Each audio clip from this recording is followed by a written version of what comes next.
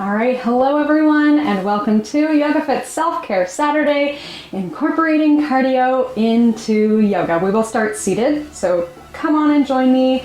Sit comfortably, whatever that means to you. Modify as necessary. We are going into a cardio class, right? So let's just have a couple safety concerns up top. As always, listen to your body, respond accordingly. We are breathing, feeling, moving in a way that seems beneficial, and feel free to tweak anything as we go. I will give us lots of options. So some of what we'll do is jumping movements. We can do smaller movements, and then I'll gradually layer on modifications to make them bigger movements. Take what you like, leave what you don't. Only you know what your own health needs are, right? I'm gonna try to give us a ton of options and ideas for how to incorporate this into your practice or your classes. So I probably would not do a class like this on a regular basis, just because it's a lot of cardio all crammed in, and it's not necessarily a balanced class. It's a high cardio class. So if that is you and your participants and you want to do a high cardio class, go ahead and practice like this all the time. For my participants in most places that I've ever been, they just like the cardio kind of peppered in a little bit, so we get that boost, our heart rate comes up, we recover, and you get these nice sort of peaks as we go through the class. If you are interested in more information about cardio, Dr. Stacy Sims has put out a lot of stuff for jumping and cardio safety concerns and health benefits and risks, specifically for women, and we're in a mostly female-dominated industry. There's also a great book called The 1 Minute Workout that talks about putting in 1 minute little bursts of exercise throughout our day, and Ageless Intensity is another great resource for still keeping these high intensity practices as we age, right? If we have a solid foundation of health and wellness and we're taking classes regularly, then as we age, the recommendations to sort of go easy on ourselves and go slowly and not push ourselves actually might not be appropriate to a fit body as we get older. So I'm a big fan of that ageless intensity sort of concept. What else can I tell us about today? Keep in mind we have no shoes on, so jumping and no shoes is another consideration. You might like to even wear shoes during this sort of yoga practice. No reason we can't wear shoes while we do yoga, right? Okay, and I think that's it. We'll do a good solid warm-up because we know the intensity of our class is going to be higher. That warm-up is even more important. And then we definitely have to think about bringing the heart rate down as we make our way to the mat. Okay, as I said, we will begin seated. And let's do a little check-in here. Always have our option to close our eyes, turning our attention inward. And we might even want to give our head a gentle shake. It is early Saturday morning, and maybe we have all the thoughts of our week past and our weekend ahead. We want to think about maybe emptying those thoughts out or sort of suspending them for a moment here as we focus on the present moment, the here and now. Let's bring some energy in with our inhale. Maybe the inhale allows us to sit taller, prouder without straining. And then we allow in a little softness with our exhale. Inhale tall, and exhale soft. And you may like to pick a word or a handful of words to describe how you're feeling today. We always have the option to set an intention for our practice.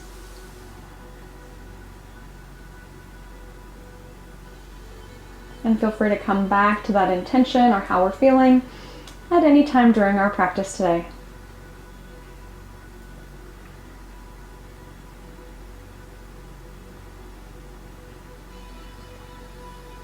And then I'll invite us to do a core focused breath.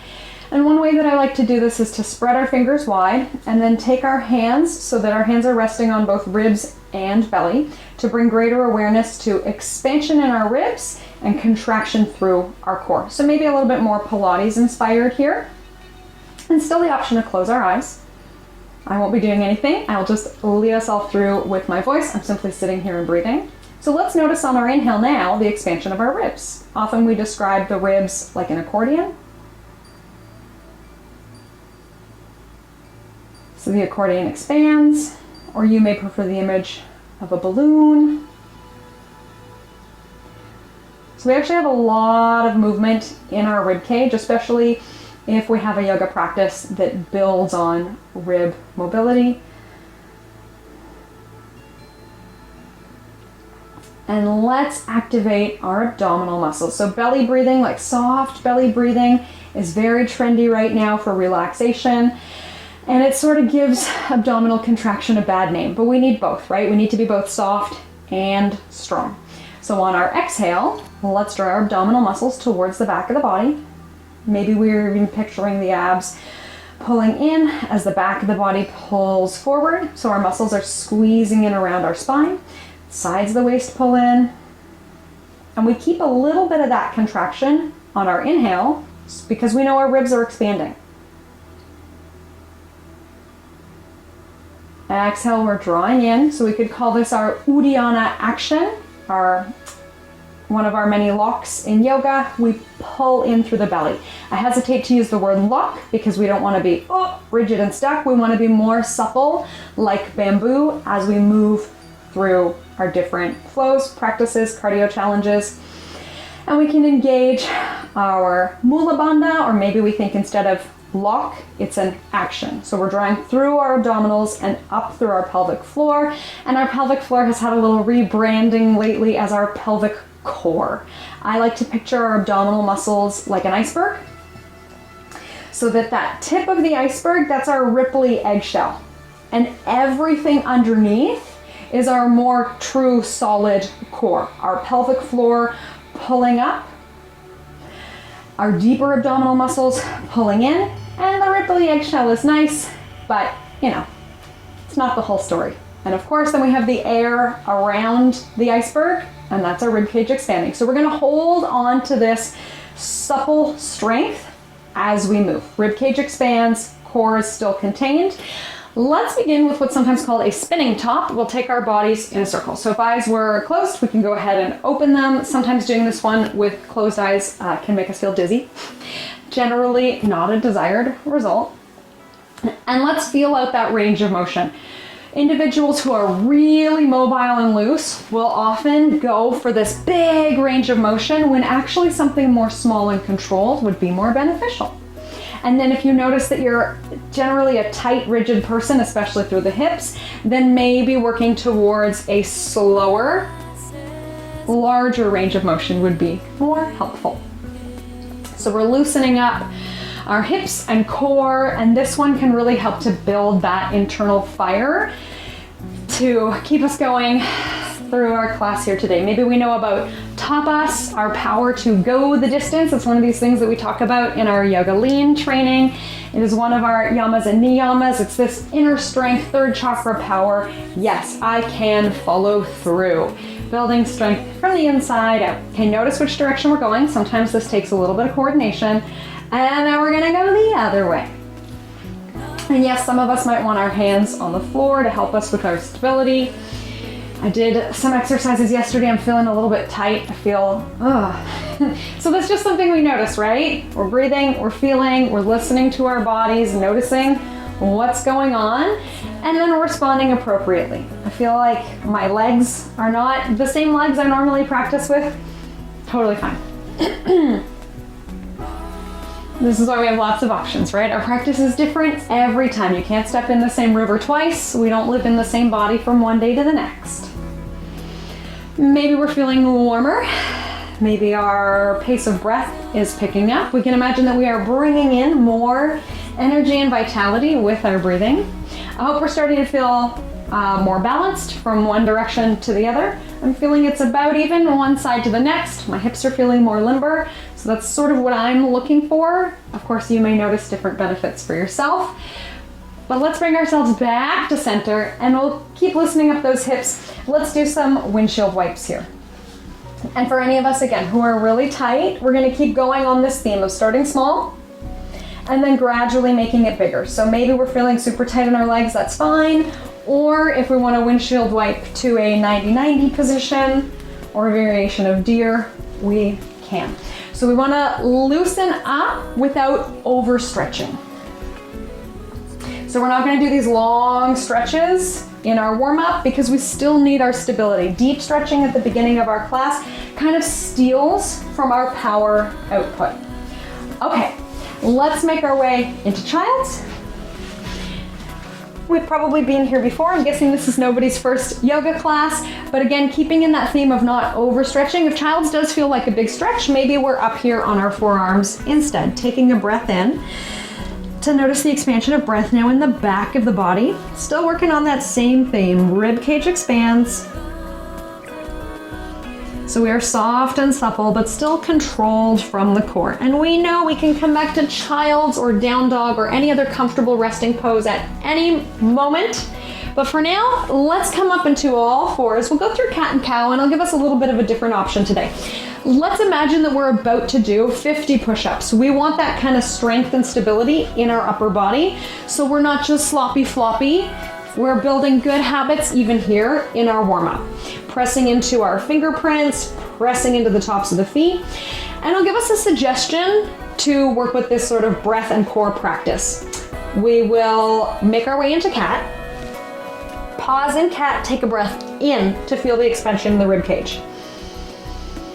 Exhale to control the movement as we sweep through to cow. So we're lengthening and contracting our abs at the same time, an eccentric contraction. And then we're going to inhale in cow, expanding heart center. And that's our pattern. Exhale to transition. Inhale to pause. We could be using our ujjayi breath again to enhance this feeling of heat and warmth, core control.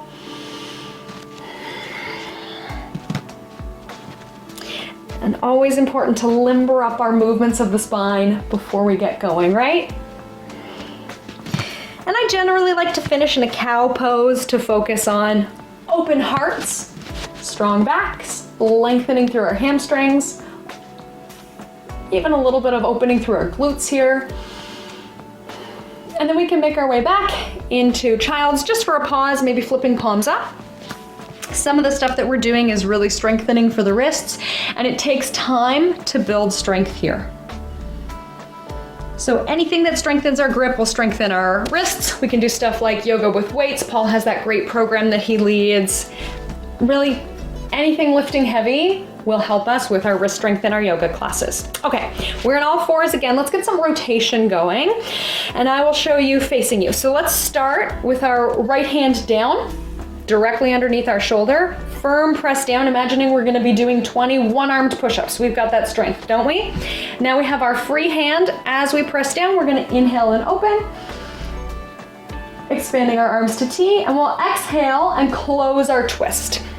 Come back through center, and then that's our pattern. Inhaling, opening our twist, exhaling, closing our twist as we thread the needle. And honestly, I've started putting this in instead of our classic bicycle crunches. I think it's more dynamic, more useful movement to get twisting going through our core, and it more closely resembles our movements like triangle sort of thing, gets us into this open rotation. Okay, the next time we're open, let's pause and take a round of breath. Ribs expand, core is still contained, and we'll take it to the other side. Here we go. Spreading our fingers, pressing down, 21 arm push-ups. We can all do that, right? Inhale to open, and exhale to close as we thread the needle.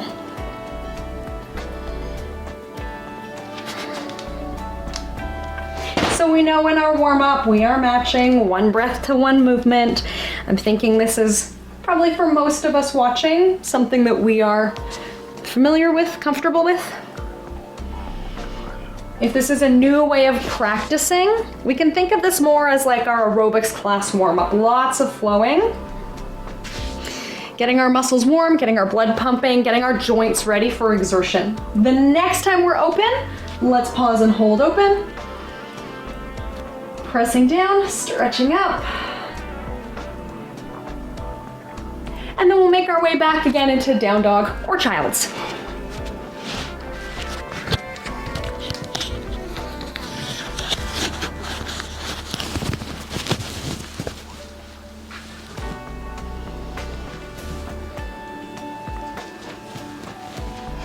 And we'll do some work in flowing lunges. So let's take our right foot between our hands, coming into a kneeling lunge. Sorry, I'm fussing with my microphone today. I feel like it's just hitting the back of my neck. Okay, so from our kneeling lunge, we're gonna shift front and back. Again, this idea of flowing through a range of motion. We'll do some plyometric lunge options, so I'm hoping that we are solid and controlled while we're here. One way that we can test that is to check out our knee and ankle as we come forward into our lunge. Is it wobbling all over? Are our knees kind of wandering around? Or are we able to stay firm and supported in the lower limb as the rest of the body is moving? Maybe we're spreading our toes or really heavily pressing into the heel to help with that. That should cause our right glute to wake up. And then let's hold in our kneeling lunge position. We'll take right hand to right thigh, just for somewhere to put it, and our left arm is free. We're gonna inhale up into a lateral flexion and then exhale back down through center. So I'll show us from the front, left arm up, big breath in, and then exhale, come down. We can even make it like a lat pull down. As we exhale, really draw the elbow into the rib cage. We'll do just one more here. And then we're ready to make our way back to downward dog, and we'll switch sides. Maybe we want to pedal out our heels or shake the tail off for a moment. Still strong through our hands, spreading those fingers. And then let's go ahead and take the left foot forward. And now we know what's coming. Here we go. Super solid through that front knee. We shift the body front and back. A nice way actually to warm up our tibialis in the front of the shin is to keep the foot flexed as we shift back. Nothing wrong with pointing, just for today, we're flexing.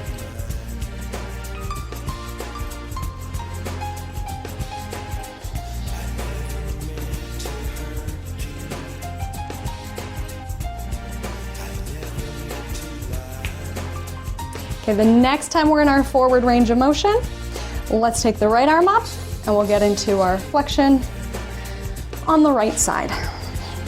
So we have this solid base. Again, our solid base is not wobbling around as we have movement in the upper body. And a lot of safety in our cardio movements doesn't necessarily come from what we're doing or how we're choosing to do our movements, but it's our body awareness in those movements, right? So we can take a relatively safe movement and do it with zero body awareness and we're putting ourselves at a little bit of risk. Or we can take a movement like jumping that has an inherent risk and do it strong and solid, mobile, and we're good. Okay, we'll make our way back to downward facing dog. And we'll start to make our way to forward fold, coming up to mountain and standing, taking our time. One thing too that we should keep in mind as we go through our various movements, if there's a lot of up and down, and we have any blood pressure issues, just take more time moving from up to down or down to up.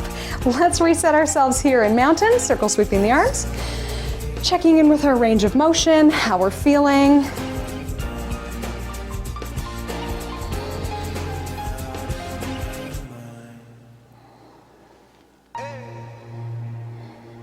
And we'll add on our chair pose. So we're probably familiar with chair, sitting down and back into an invisible chair at the bottom range of motion. Inhaling, we're sweeping arms to sky. And that's our pattern.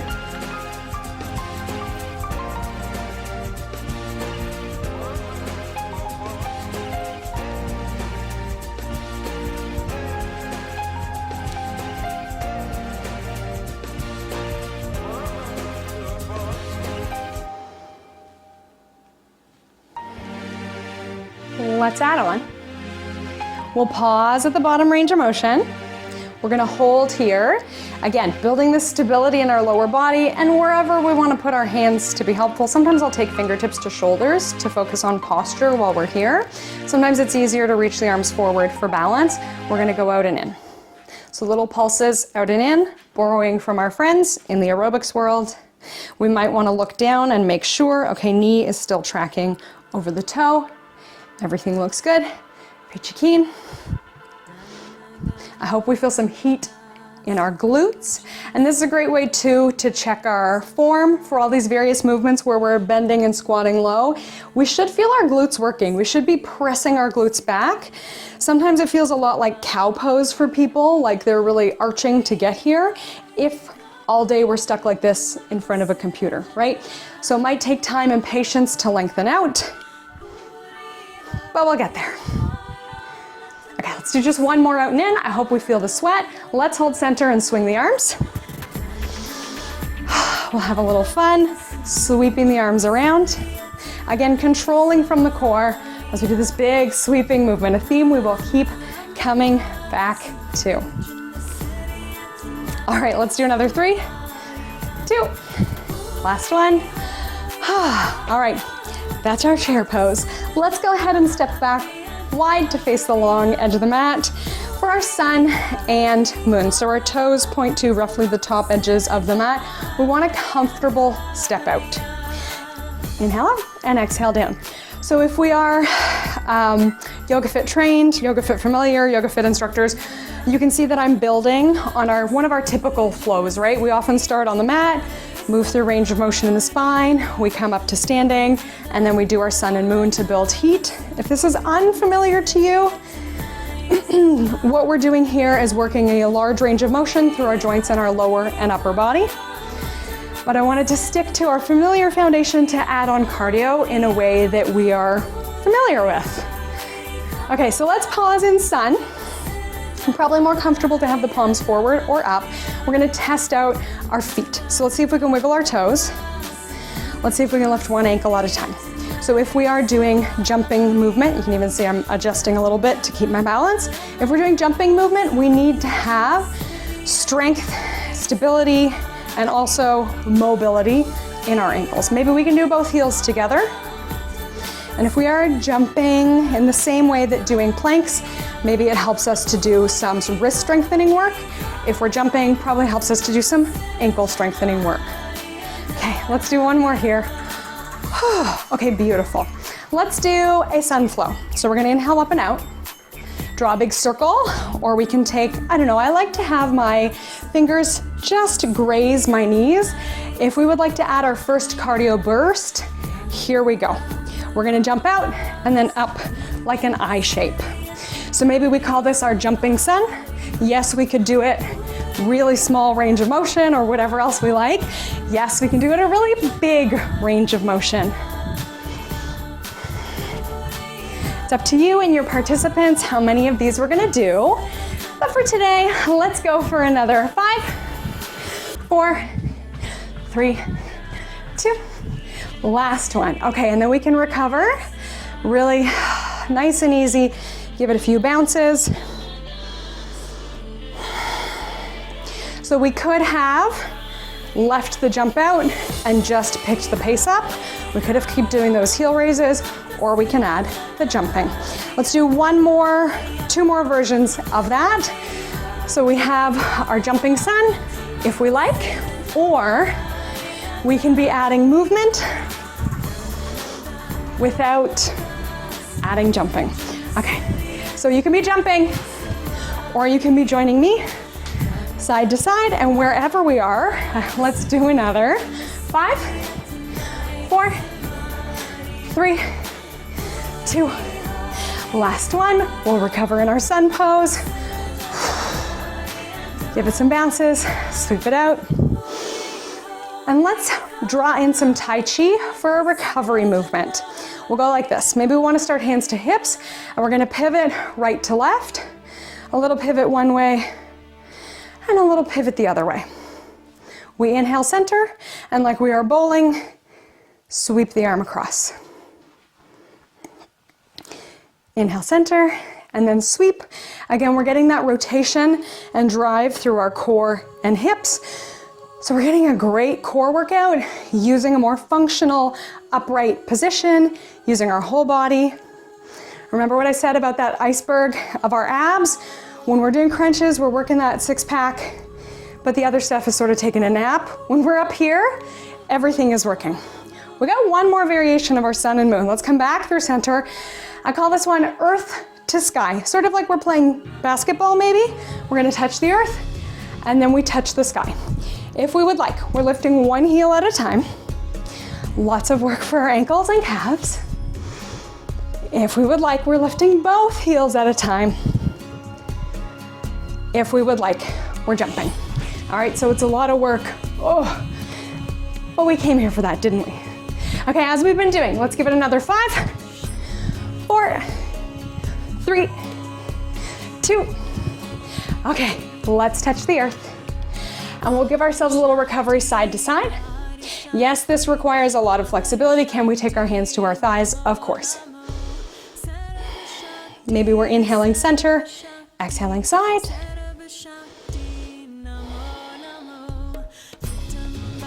And I don't like to do too much jumping all at once. So let's bring it back through center. I'm hoping we are super warm by now. Let's step to the top of the mat. And we're gonna make our way back into down dog or child's. Option to hop back, of course. It's one of the easiest things that we can do. And then option to rest or flow through a half series.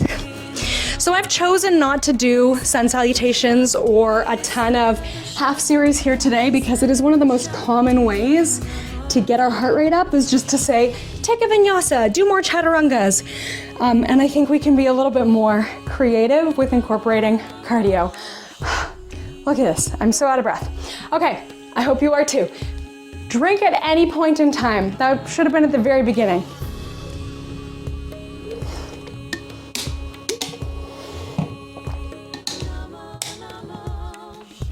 Where are we? Let's do some more typical yoga looking stuff. So from our downward facing dog, let's lift the right leg. And we're gonna take knee to nose. Maybe we've seen this before. And then we're gonna kick through our left underarm into a variation of broken triangle. So we have to pivot, keep pressing down with that one arm. Remember our 25 one arm push-ups? We could do those here. Broken triangle, take a breath, rotating open, and then back through center. Can we reverse that? Knee to nose, pivot the foot, three-legged dog, and let's repeat. Knee to nose, kick out through the underarm, and open up. So this one is really tough if we haven't taken a pretty long step out because we need to be able to push down to give our leg somewhere to move underneath us. Can we leave the leg bent the whole time? Yeah, sure, why not? Not everybody like me is blessed with gorilla length arms and super short legs. Okay, let's take it to the other side. I'm gonna turn just to face you and also for, space limitations. Let's go ahead and plant both feet, maybe shake off our tail. Lifting left, knee to nose. Kicking through under the right arm. And opening into our broken triangle. Take a breath in, press down, stretch up. And we reverse. Knee to nose. Pressing back. So it takes a really strong press back. Lots of work to stabilize our shoulder blades as we do. And actually, probably one of the best shoulder blade stabilizers I've ever found, if you have issues with winging of the shoulder blades, is this pressing back movement in our downward dog, or plank to our down dog, or even walking backwards from downward facing dog. All right, let's pause, catch our breath. If you would like, take a vinyasa, half series, chaturanga, push up, flow, whatever we like to call it.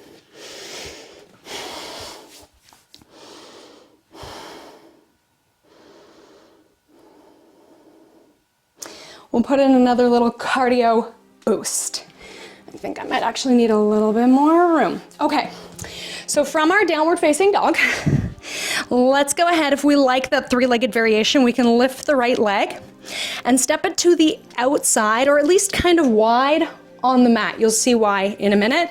But often for people who have trouble getting the foot up through center, maybe they have broader hips, and taking the foot a little wider, maybe in behind the wrist or out to the side, is a lot more comfortable. Okay, as long as we have that knee over ankle, we're good to go. Okay, from here, we can reach up into our lunge, any variation of our lunge that we know and love, and we're just gonna do the same thing on the other side. We come back through center, If we like our three-legged variation, we can take it. We can come out wide. A little bit of a balance challenge. Whew, if we're used to not being out wide. Here is our option, right leg forward. We come up, and we're gonna hop to switch. So we can step back to switch, or we hop to switch.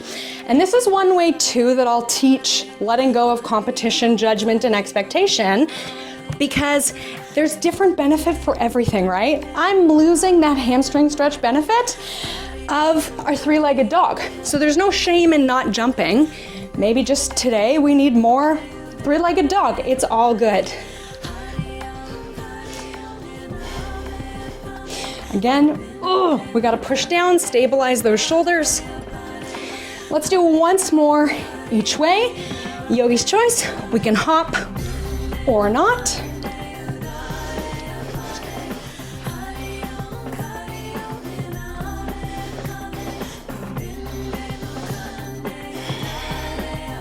And then we can rest in down dog. Your choice. We can flow, we can pause in child, we can drink water.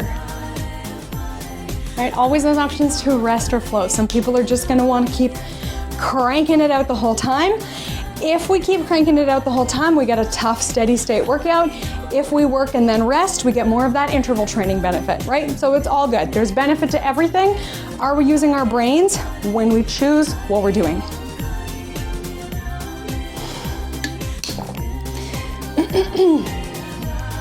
Okay, let's make our way back up to mountain so we can step or hop forward.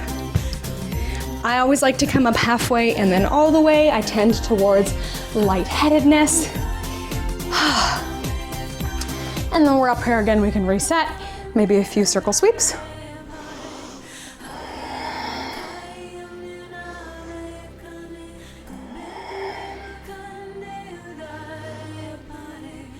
Let's take hands either to heart or to hips, whichever one feels more stable, and we'll do a little balance work here. One of those subtle things that often really gets our heart rate up without us even thinking like, wait, I'm not even working hard.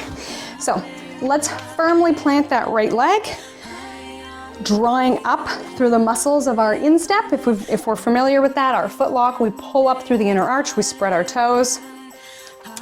If that doesn't make any sense to you, we want to activate the muscles of the feet. So it might actually help to spread our fingers to help activate the muscles of the feet. That is our firm foundation. Okay, so we're drawing one knee forward into a balanced pose, and I always like to flex the foot. So we draw the knee up, we'll come back through warrior three, kicking backwards, making our bodies roughly a letter T shape, and then we'll step back into warrior one. And warrior three, we can have a little bit of turnout. The glute activates, gives us a tiny bit of turnout, so we're perfectly aligned for our warrior one. Okay, we're in warrior one, and we're gonna reverse.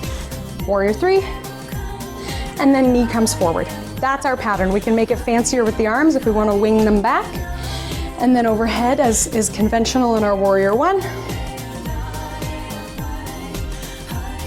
If we would like to add some cardio, we can put a little hop as we come forward into our knee raise. Right? Oh, I forgot something, didn't I? Okay, warrior three, warrior one, warrior three, and our little hop. Last one here. We've been here a while, haven't we?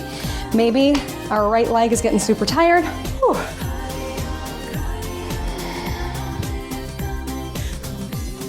Okay, let's put it down.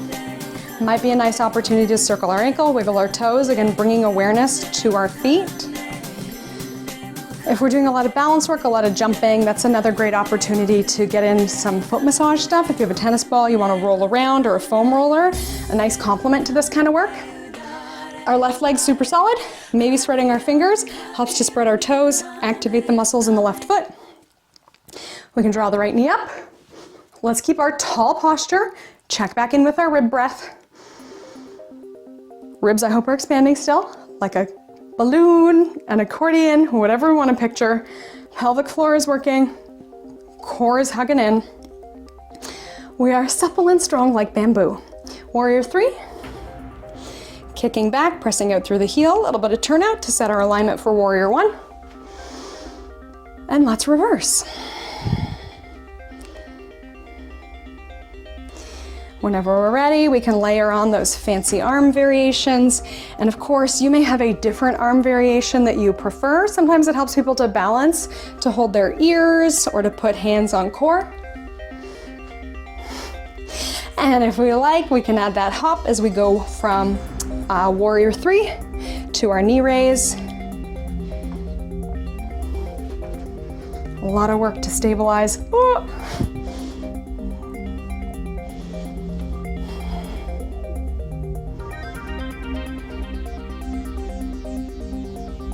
Let's go for one more full round, finding our own personal way to express ourselves here.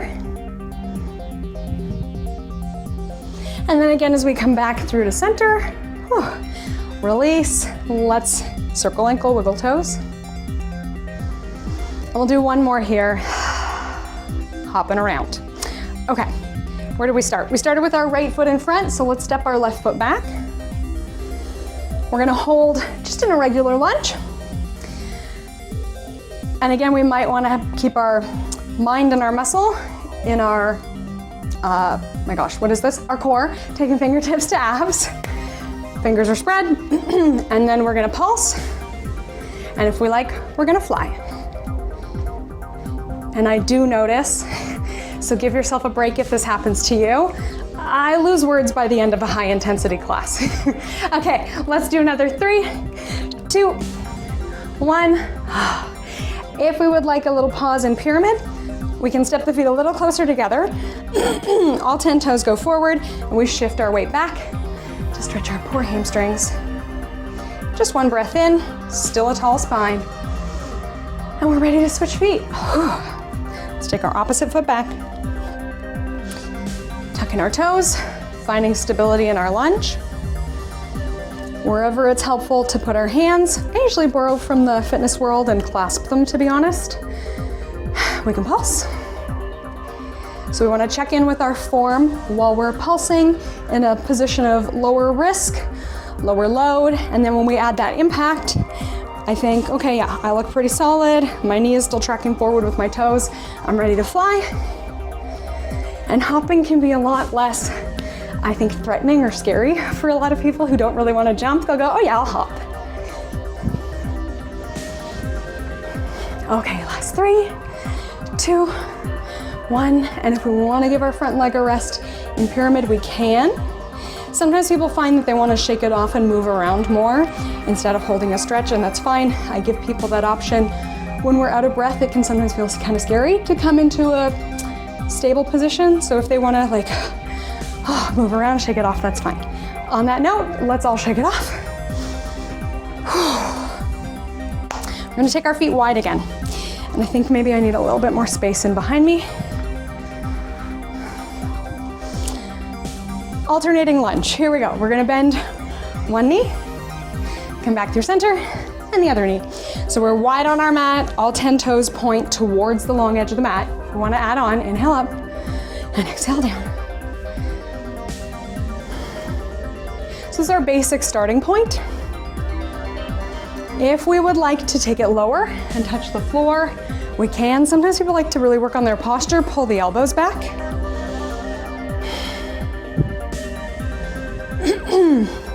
And if we would like to add that cardio, we're gonna add a skate.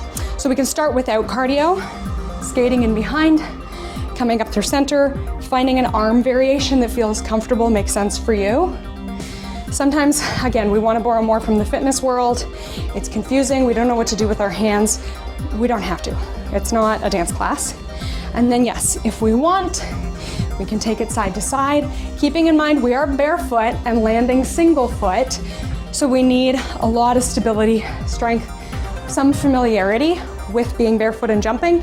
So maybe we just start with that by hopping. And yes, if we really want to go for it, we can make it super big. Okay, wherever we are, let's do a couple more. We'll come back through center, and let's come back to our bowling ball twists to recover. Maybe we like a really sharp exhale per slip.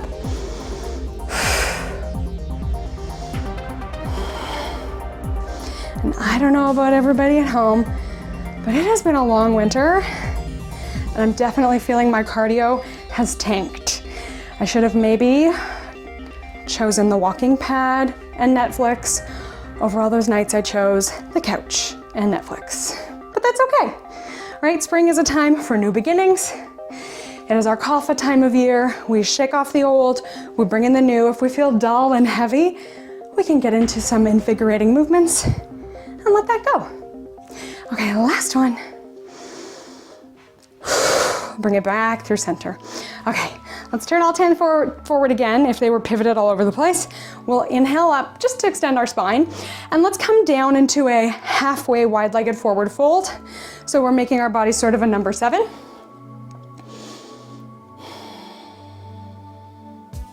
And I like this one because it gives us some strength and stretch in the back of the legs.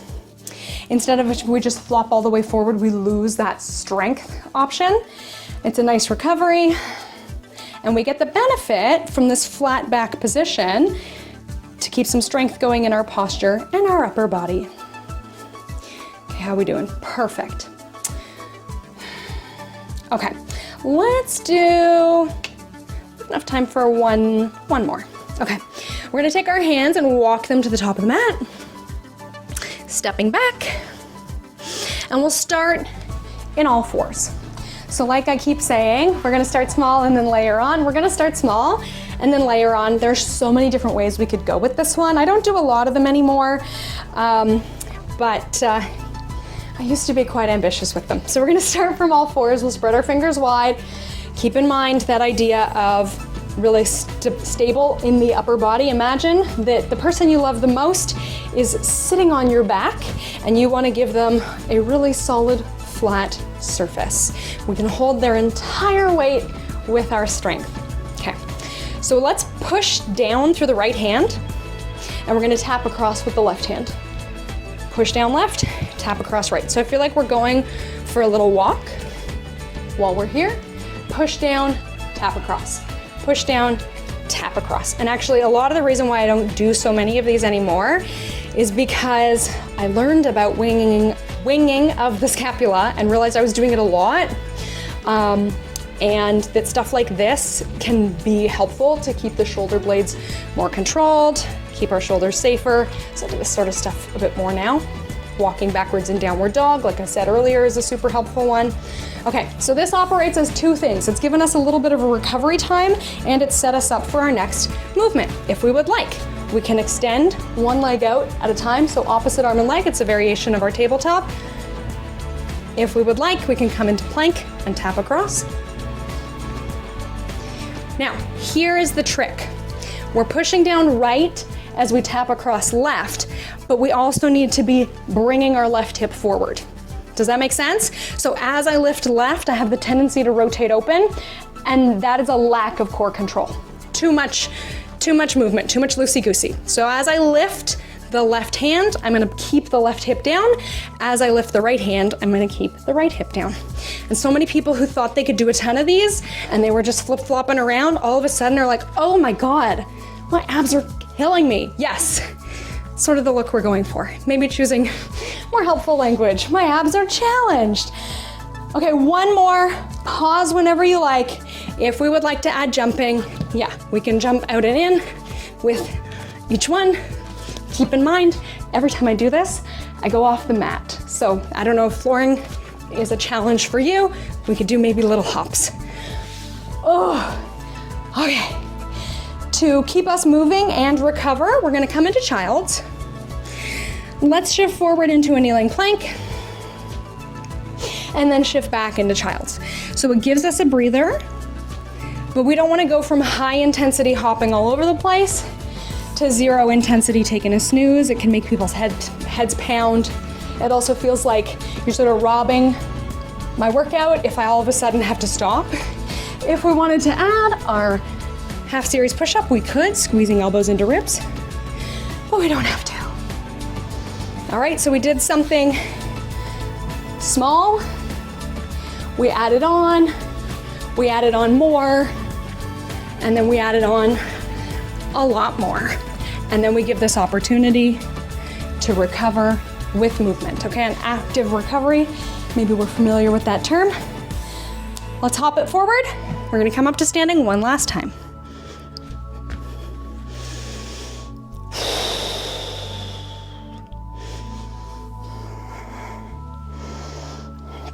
Okay, so we'll do a flowing balance to bring our heart rate down. It can look kind of pretty or can look kind of athletic depending on how we want to take it. And here's the other thing I notice. If I don't stop to drink, my participants won't stop to drink. So even if I could just suffer and struggle through, I drink and then I notice suddenly everybody's like, yeah. Okay, we're gonna move to the right. So let's step to the left, step to the right. We'll start with tree pose, something that we're probably familiar with. Maybe we like that option here of fingertips to shoulders to remind us of our posture. Often as we get into our cardio stuff, we're like sort of in this cat back. And this, once we've recovered, can help us stay tall, confident. Let's do tree pose. Our right leg is gonna move. So we'll come into tree, and then we'll step side and come into tree. So this gives us some challenges, right? What if our participants need a wall to hang on to? Then we're just stepping side to side and rotating the leg out. I don't think that that would be a challenge for somebody in this intensity of class, but we don't know, right? So we do have the option to keep the leg low, to bring the leg high. If we like to sweep the arms and keep moving, we can. We could hover the leg if we want to bring it up a lot higher. It does not have to press the other leg, right? So I'm getting a lot of inner thigh strength here as I'm pulling up. We're trying to keep our hips level if we do that. Let's go once more each way. And then we give ourselves maybe a couple minutes to recover. We sort of recovered a little on the mat with our half series. Now we're recovering, again, standing. We're gonna keep flowing, but this time let's do our figure four. So we make roughly the number 4 with our legs. If we don't fall over, we can tap our toes so that we have ankle over ankle, all good. Again, we're trying to go through a range of motion as we bring our heart rate down. That's the main idea. If we wanna bring our leg across, we can. And if we wanna sit, we can. Inhaling up and out. And then exhale, taking a seat. Remembering that everything is optional in life, right? Maybe we're just enjoying the vibes in the room, sort of following along. Maybe we're doing a small range of motion. We could still have fingertips on shoulders or ears. Right, I think we understand we're working with a theme here. Find a variation that feels beneficial for all of us at home. So I like this one too because it gives us that nice hip stretch after doing all these jumping movements that can give us super tight IT bands, right? So we're limbering up those IT bands, creating some recovery. We're letting our heart rate come down. Okay, we'll go just once more each way. And we could have done the same thing maybe with other flowing poses, but for today I've chosen this one. Good. All right.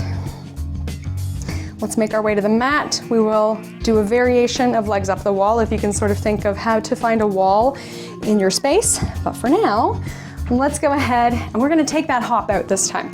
So as we come into our forward fold, we can let our belly rest on our thighs, let our arms hang.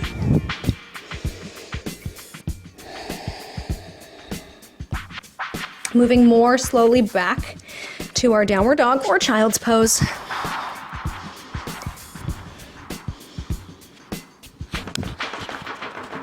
And let's make our way all the way forward to our bow pose. And if we like, we always have the option for our single leg bow, coming into a side lying quad stretch. For whatever reason, I always find lying on my side, this is probably one of the top most uncomfortable yoga poses for me. And I like to share this, not so that you know about my personal life, but so that you know, oh, we don't have to like every pose. If the yoga teacher doesn't like every pose, I don't have to like every pose. All right, so I'm planting one arm down in the front. I'm reaching back towards my ankle. And we still have some strength even in the stretch. So I can be using my leg strength to kick away, and my arm strength to resist that movement. You can see that creates lift. If we're lying on our sides, we're probably using our strength more to avoid falling over. And we can turn the eyes forward, lengthen through the back of the neck. Let's see how much of an inhale we can take. Probably a shallower breath because we're squishing a lot of our lung capacity both through our back bend and through our body weight. And when we're ready, we can go ahead and switch sides. Setting up on either belly or side. If we want to roll to the other side to do our single leg, we can. Otherwise, we have our firm foundation on the mat. We can reach back. We might even want to bring our awareness to our abdominal muscles while we're here because we have the feedback of our belly against the floor. Right through most of our work, we have our belly against the air, right? Or our shirts and in the air. And it's not necessarily enough to feel the muscles moving or working or engaging, but while we're here, maybe we're more aware of our core muscles.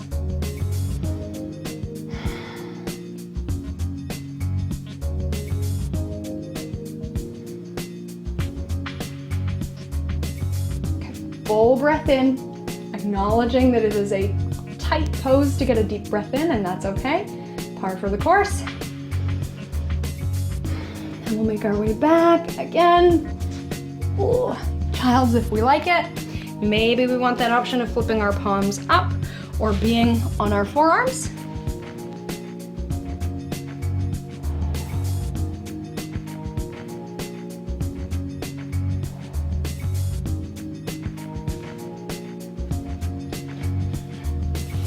We'll come to seated.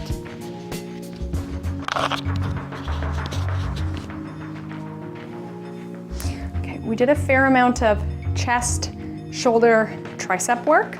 So let's do one of my favorites here. We'll be seated for a moment. I don't know if anybody wants to sit on a block or a cushion. A flowing cow face. So one arm up and then one arm in behind. Doesn't matter how much space there is in between. And then we switch. So I like to call this a pinwheel. You can call it whatever you like.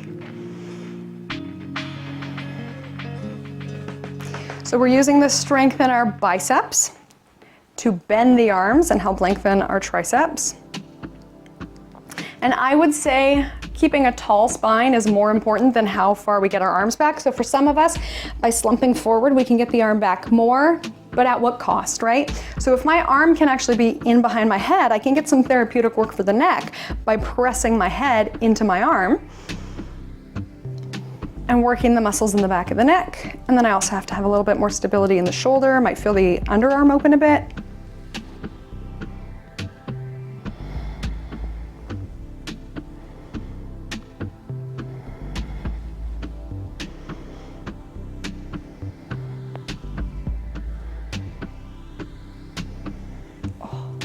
Okay, we can roll those shoulders out whenever we're ready. Slide our shoulder blades down and back. And if we were really craving that deep stretch, of course, we can do our full cow face here. One arm up and in behind. If we want to hold our elbow, we can. So our elbow is pressing away as our hand is pulling in. Still tall and lifted. If we can reach in behind and grab our fingertips, we can. Or we could be getting that same benefit of reaching in behind just from holding onto our shirts. Seeing if we can take a full breath in. And releasing. Oh, let's take it the other way. One arm up and in behind. Applying pressure, elbow into hand, hand into elbow. So we're active. You could even try it. Try doing nothing. Just like really let your muscular power go here. And then engage equal tension, pushing out, pulling in, lifting tall. Head is pressing back into the arm. And I do understand that maybe you've had a recent shoulder surgery or maybe an old shoulder surgery, limited range of motion. Your head may be nowhere near your arm, but still moving towards that range of motion lengthens the muscles in the same direction. So we still get benefit.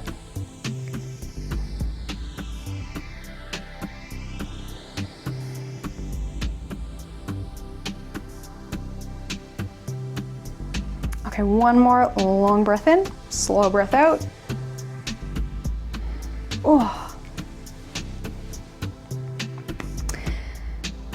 let's come into a wide-legged forward fold. Depending on how tight we are from that workout we just did, we might like a variation of spider pose. So our spines are tall, feet are wide. If we're focusing on our posture, we can have our fingertips in behind.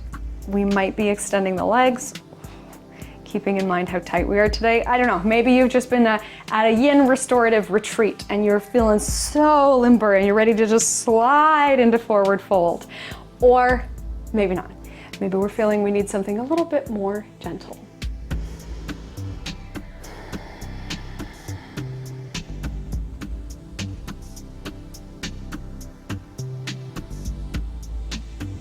And often we encourage our sinking breath, so full breath in and a long, slow breath out, depending on how well you recover. You might not actually be ready for that yet. You might like just a more full 3-part breath. Inhale for 3.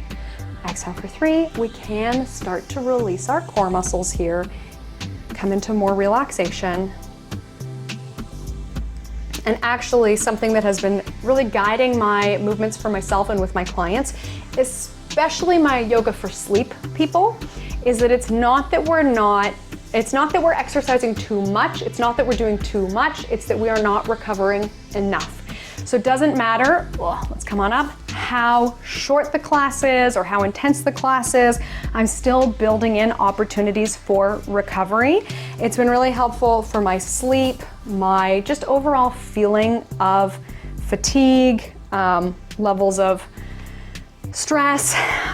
So if we're just always pumping all day long, okay, we're gonna make our way into supine figure 4. But if we are just all day long, pushing it, what I've heard people call as living in our adrenals, just go, go, go, go, go, then when we go to sleep at night, our stress hormones are too high for us to get restorative sleep or maybe any sleep at all, so we just lie awake. So now, even when I go for like a restful, mindful nature walk, I still finish with 1 minute of meditation, and that seems to be all it takes. So we are gonna make our way down to lie on our backs. Maybe we like knees to chest, windshield wipe. Did I say restorative figure 4? Supine figure 4, sleeping figure 4, sleeping pigeon, whatever we like to call it. Ankle over thigh. So we already did these standing. You may feel you've gotten some good stretching going on. If we would like to think of it more as just recovery, then we can leave it exactly as it is. I like to call it cloud gazer's pose, imagining that we are lying in a beautiful meadow, looking up at the clouds, trying to find pictures in the clouds. We might like to take our hands behind our heads, take a deep breath in, maybe exhale through the mouth. And if your body is really craving, like maybe we feel kind of held back, ooh, I really want that deep pigeon stretch, of course. We can always move into a deeper pigeon stretch, or for today, we can just get the benefit of this cloud gazer's pose. We might even like a rocking movement with the legs. Same way we would rock a baby, we can rock ourselves.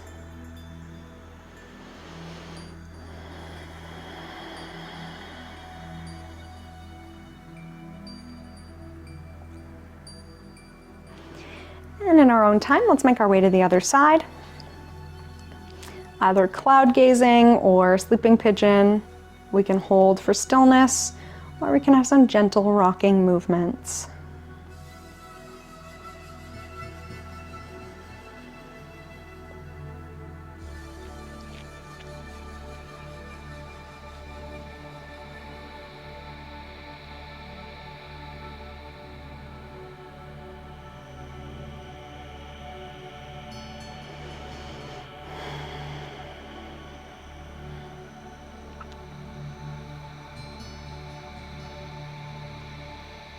Now, if we don't have a way to do legs up the wall, maybe we like sleeping butterfly.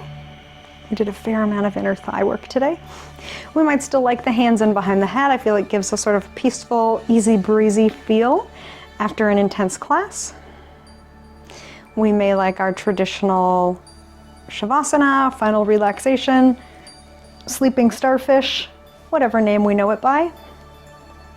And then if we would like legs up the wall, It's a nice way after doing so much lower body work to let some of that energy drain, can feel really restorative. Again, this is another one I'm working into my practice with myself and with my clients on a daily basis. Just sneak it in wherever we have a minute to kind of let the body go, whew, bring ourselves into greater relaxation. We can do it with a wall, without a wall. We could do it on the seat of a chair.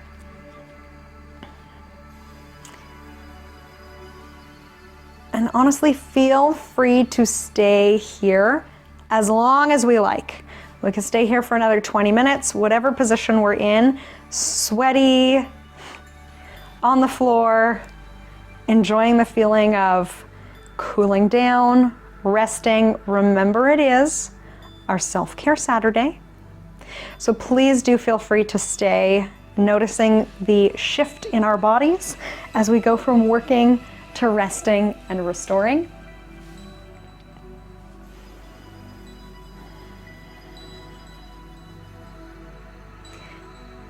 And for the sake of this being an hour-long class, I will leave us now. So thank you so much for joining me and being a part of the YogaFit community. We run these classes all the time. I hope we see you again. From my light to yours, namaste.